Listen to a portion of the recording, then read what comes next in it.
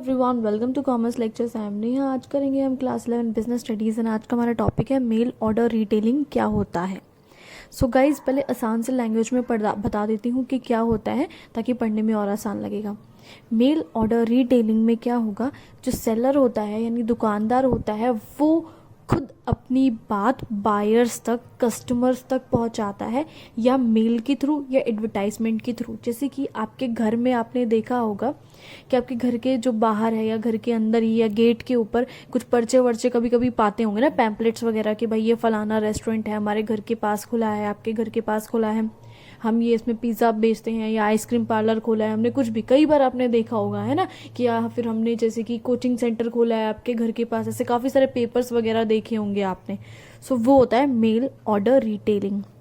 इसमें क्या होता है, एक टाइप के रिटेल आउटलेट्स होते हैं, यानी रिटेलर्स यानी छोटे मोटे दुकानदार ही होते हैं, और अपने ये गुड्स सेल यानी कैसे बेचते हैं अपने मर्केंडाइज यानी गुड्स मेल के थ्रू या एडवर्टाइजमेंट के थ्रू। मेल यानी आपको ईमेल आती है, ठीक है, आपकी आईडी पे ईमेल आएगी कि भाई ये प्रोडक्ट खरीद लो, वो प्रोडक्ट खरीद लो, या आपके घर में जो है पर्चे वर्चे फेंक जाएंगे। इसमें क्या होगा, सेलर क्या करेगा, वो खुद बायर्स के पास जाएगा। बायर्स यानी जो लोग उसका प्रोडक्ट खरीदने में इंटरेस्टेड हो, वो खुद उनके पास जाएगा, उनको एडवर्टीजमेंट के जरिए या मेल के जरिए बताएगा कि ये हमारी नई दुकान खरीद हमने खोली है और आप आइए और हमारी दुकान का सामान या कोई भी फूड आइटम जो है उसे ट्राई कीजिए। उसके लिए वो घर पे सैंपल्स भिजवा देगा, या प्राइस की लिस्ट आपने देखा होगा कि हमारे रेस्टोरेंट खुला है, कड़ी इसमें इतने में रुपए में बेचते हैं, हम चावल इतने रुपए के हैं, सैलेड इतने रुपए का है, उसमें आइसक्रीम इतने रुपए की, ऐसे लिस्ट एक भेज देते हैं ना पेपर पर लिख के। सो वो होता है मेल ऑर्डर रिटेलिंग, यानी बायर्स नहीं जा रहे हैं दुकानदार के पास, बल्कि दुकानदार खुद एडवर्टीजमेंट कर रहा है और बायर्स तक पहुंचने की कोशिश कर रहा है। और कस्टमर्स भी इसमें क्या करेंगे, पोस्ट के थ्रू जो है अपना ऑर्डर प्लेस करेंगे। जैसे कि आपके घर में एक पर्चा आया, ठीक है, उन्होंने बोला कि भाई वाईफाई लगवा लो, हम बहुत सस्ते में प्रोवाइड करा रहे हैं, तो उस पर्चे को आपने उठाया, उस पे से नंबर लिया, ठीक है, उस दुकान का, और उस नंबर पे कॉल कर दिया कि भाई हमें लगवाना है वाईफाई, तुम हमारे घर जो है वाईफाई लगवा दो। तो आपने ऑर्डर कैसे प्लेस किया, पोस्ट के थ्रू या कॉल के थ्रू या इंटरनेट के थ्रू। फीचर्स पढ़ते हैं इसके, या फिर प्रोसेस कैसे जो है मेल ऑर्डर हाउसेज में ऑर्डर प्लेस किया जाता है और पेमेंट दी जाती है। सबसे पहले इसमें सबसे पहला स्टेप क्या है, एक मेलिंग लिस्ट बनाई जाएगी। एक लिस्ट बनाएगा, कौन बनाएगा, सेलर लिस्ट बनाएगा कि भाई ऐसे कौन से बंदे हैं, ऐसे कौन से बायर्स हैं जिसको मुझे अपनी एडवर्टीजमेंट दिखानी है, ठीक है। जैसे कि अगर मैं अपना कोचिंग सेंटर दिल्ली में खोल रही हूँ, तो मैं दिल्ली के आसपास के एरिया जहाँ पे मैं कोचिंग सेंटर खोलूंगी वहीं पे पर्चे बंटवाऊंगी ना।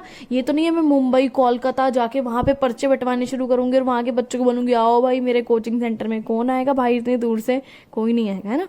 तो ऐसे लोगों की लिस्ट बनाऊंगी कि हाँ भाई इन लोगों तक मेरे को अपनी बात पहुँचानी है। फिर मैं क्या करूंगी, मैंने वो लोग चुन लिए, उनका नाम वगैरह उनका एड्रेस सब चुन लिया कि यहाँ तक अपनी बात पहुँचानी है, इन घर में मेरे को अपने पर्चे या पैम्पलेट पहुँचाने।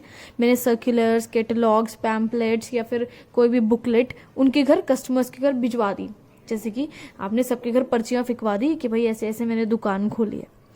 फिर क्या होगा, कस्टमर्स जो हैं उस कैटलॉग को पढ़ेंगे, उसमें से गुड्स सेलेक्ट करेंगे और ऑर्डर प्लेस कर देंगे। यानी जैसे कि आप हो, आपके घर में कोई पर्चा आया, उसमें लिखा था कि पिज़्ज़ा सिर्फ 50 रुपए में मिल रहा है। आपको पर्चे को पढ़ के लगा रहे वाट इतना सस्ता पिज़्ज़ा, हमें तो ट्राई करना ही करना पड़ेगा।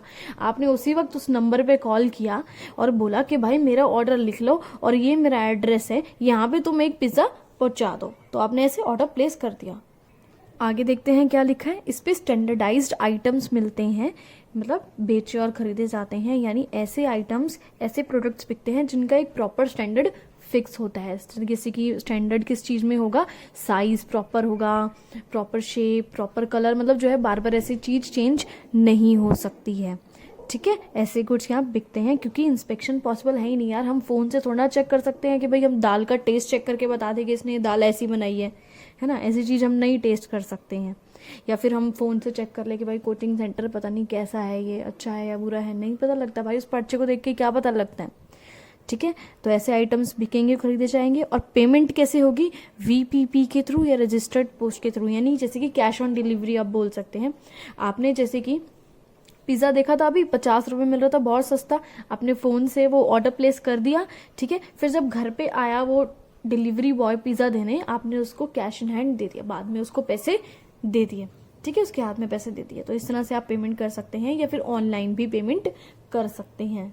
नेक्स्ट इसमें टॉपिक है goods suitable for male order business. किस टाइप के गुड्स जो है इसमें खरीदे या बेचे जाते हैं। ऐसे गुड्स जो पेरिशेबल नहीं होते हैं, यानी जो जल्दी से नहीं खराब हो जाते, जैसे कि डेयरी प्रोडक्ट्स होते हैं ना, जैसे दूध वगैरह से बने ऐसे प्रोडक्ट्स नहीं बिकते हैं।